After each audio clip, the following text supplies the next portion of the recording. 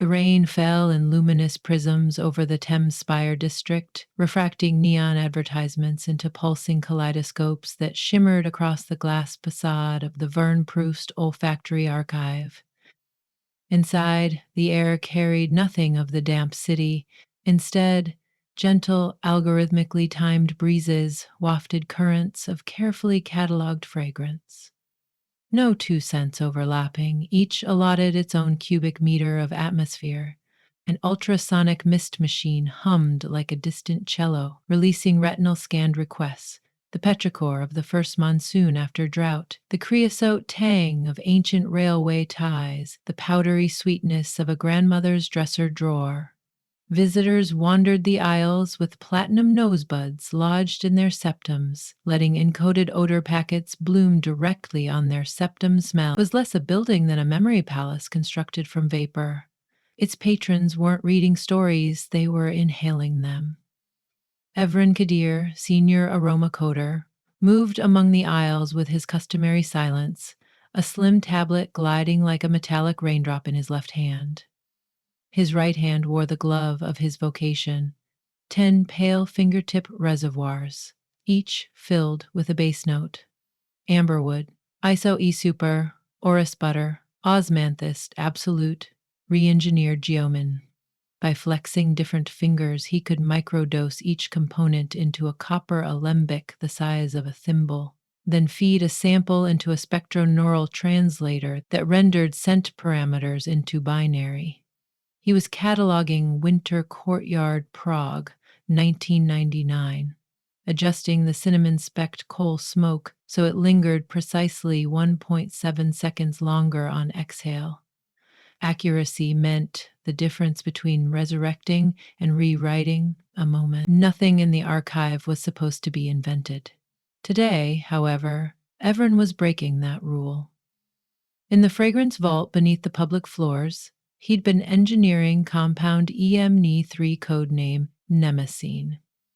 It was not a reconstruction of any archived atmosphere, it was an act of longing, a scent built to unlock memories lost to trauma. EMN3 carried no narrative of its own. Rather, it teased apart the amygdala's protein knots, allowing suppressed recollections to slip free like sun-warmed wax. He'd spent months calibrating it, layering molecules that mimicked the electric scent of approaching storms, the metallic whisper of first blood, the cozy haze of vanilla wafer cafe smells, scientifically proven to interface with the hippocampus. But one ingredient he'd kept unregistered, a faint wisp of white tea and saffron, the intimate fragrance of a woman who had once fallen asleep against his shoulder while London's elevated mag train rattled them home. Her name was Mara Rios, and she was walking into the archive that very afternoon. Mara paced through the revolving airlocks, pocket recorder blinking amber. The city's most tenacious featured journalist wore an expression of practiced composure, but her eyes darted with investigative hunger. After the canal explosion 9 months earlier, an unsolved sabotage of the central data pipeline, she had woken in St. Helens neuro ward, the left side of her scalp shaved, and 2 months of her life gone.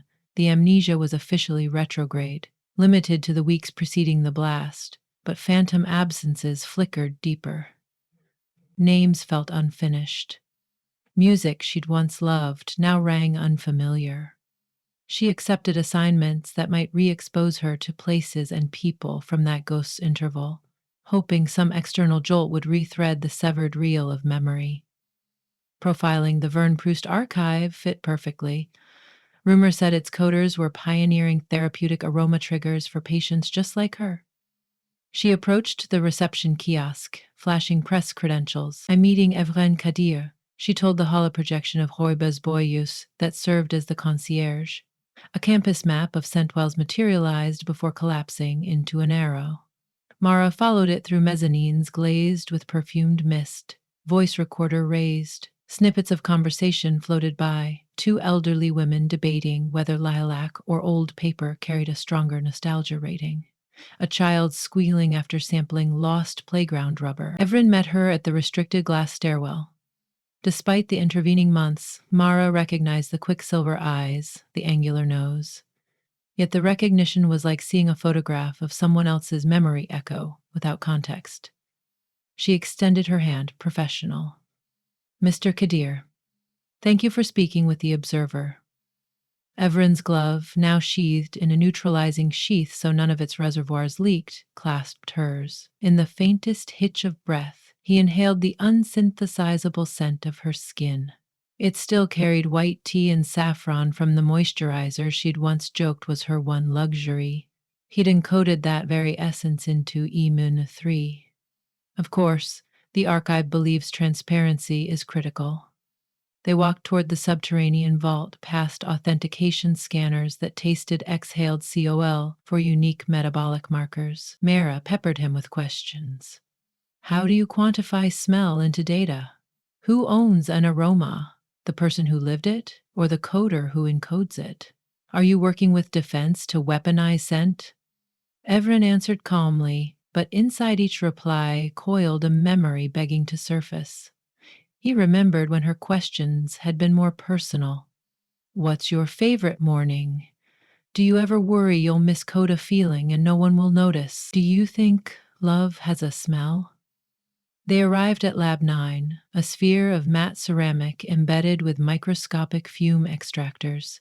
Evren keyed a signature into the air. The door dilated. Shells of amber vials glinted like captive sunsets. Mara's recorder whirred. I'm developing a therapeutic blend, Evren began.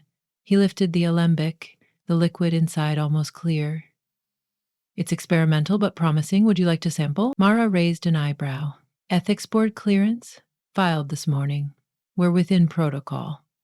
He did not say, I filed it because I knew you were coming. She nodded, slipping the nosebuds into place. A filigree of electroluminescent wires lit beneath her cheeks, interfacing with her olfactory bulb. Evren selected a microampule of EM3, inserted it into the diffuser, and watched the readout. 0.2 microgram pulse, safe exposure. With a breath no deeper than a sigh, the compound reached Mara. The first sensation was rain on warm asphalt, percussive, ionized. She felt the prick of gooseflesh run along her arms, though the lab was climatically neutral. Beneath the rain blossomed burnt sugar, the flourish of a creme brulee torched tableside, a detail so specific she instantly saw a small restaurant. Red awning, flickering signage. Her heart gave a startled kick. Then came white tea and saffron, shaped like a question she couldn't articulate. Emotion flared. Anticipation braided with tenderness. The sensation of leaning towards someone across a tiny candlelit table. She exhaled sharply, pulling the nosebuds free. What? What did you put in that? Only stimuli, Evren said, voice nearly steady. Do you recognize anything? A restaurant, she murmured. I think I've been there. She paced, palms pressed to her temples. But the city signage was mirrored. Barcelona, maybe? And there was music. God, this is the closest I've been to remembering. Evren's pulse hammered. The restaurant had been real. Bodega El Faro, where she'd told him his cologne smelled like cedar and distant fireworks. And he'd answered that her lotion reminded him of stories waiting to be written. They had toasted to improbable meetings. He, a coder transcribing memories, she, a journalist collecting them. He wanted to reach for her now, to steady the trembling in her shoulders, but professionalism bound him. Instead, he said, we can run a structured recall session. The diffuser emits incremental doses while you verbally map images. The process helps anchor emerging memories. I want that, Mara said. Right now, if you have time. The structured session required isolation, so Evren guided her to a velvet dark chamber adjoining the lab. Micro-projectors studded the ceiling like sewn stars. As soon as EM3 entered the air, the room would coruscate with any visual telemetry her brain produced, converting memory into ghostlight. Mara reclined in a low chair that cradled limbs and heartbeat. Evren initiated the first pulse, Ionized rain again, but now it carried the mineral cold of seaside cliffs. Lights flared across the curving walls, gray waves crashing against limestone. Mara's voice shook. January. We were staying in a hostel above these cliffs, writing postcards we never mailed. There was a power outage, so the only heat came from you.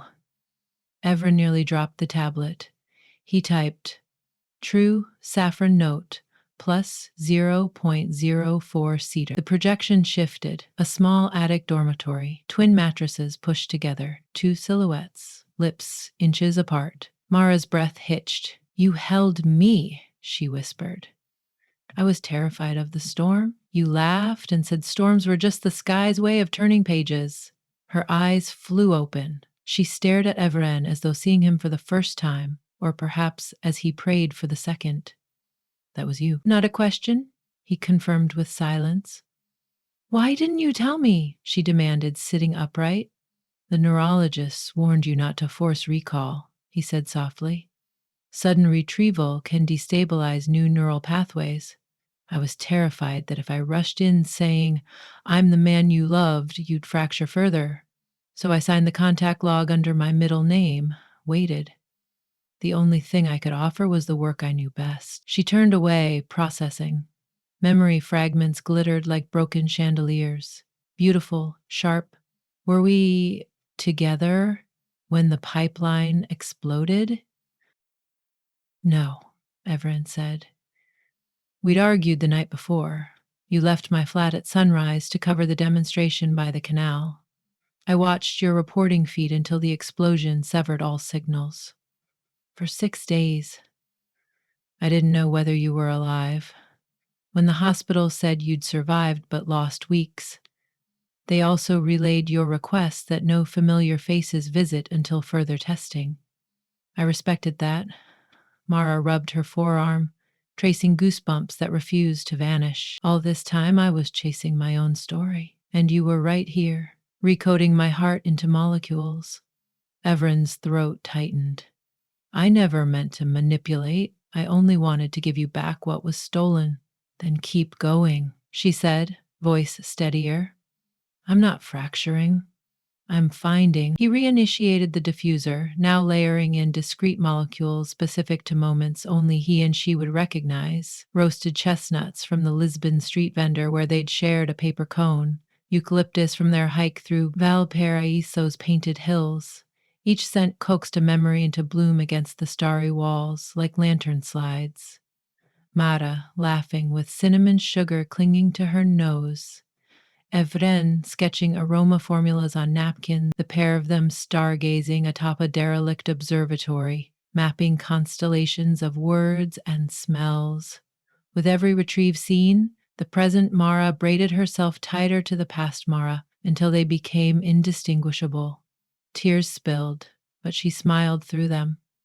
I missed you, she murmured first to the phantom Evren on the wall, then pivoting to the living one. He crossed the small distance, dropped to one knee beside her chair. I'm here. Their fingers met. Skin remembered what synapses had lost.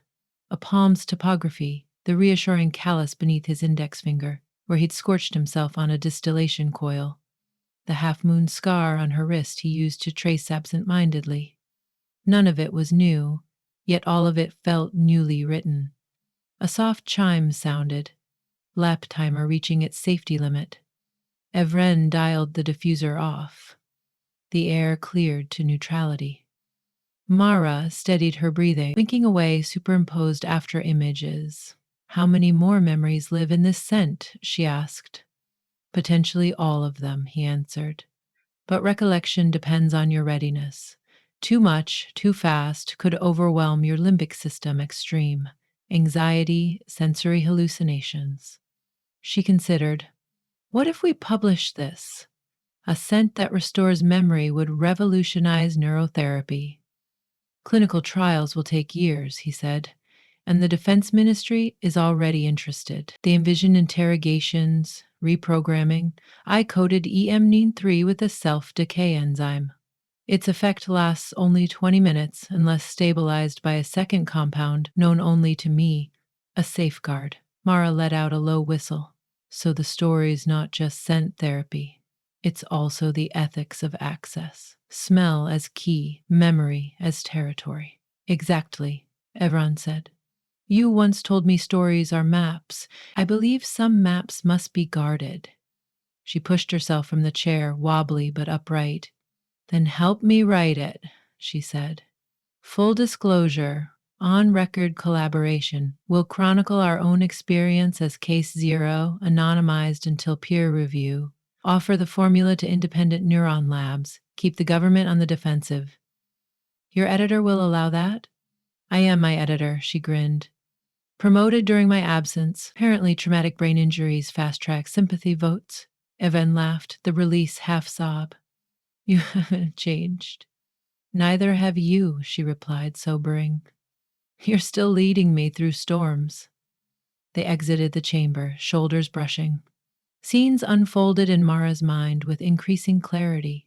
The mag train ride where she'd fallen asleep against him. The Barcelona bodega. The argument on his rooftop. The night before the explosion, about risk, about how dangerous her investigative beat had become. She remembered the flash of hurt in his eyes when she accused him of wanting her to play it safe. She remembered leaving. She stopped in the corridor, heart lurching. Evren, the explosion, do we know who caused it? Investigators blamed extremist data pirates, he said. But you suspected insider sabotage. You never published. Her jaw clenched. I was close to evidence. Maybe that's why someone tried to erase my memory. Evren studied her. EMN3 could uncover that evidence, but it might also put a target on anyone who inhales it. She exhaled slowly. We need allies, neural ethicists, open source engineers. I know people, he said. If you'll trust me. I already did, she answered. My brain just needed reminding. They rode a levitating platform back to the public atrium.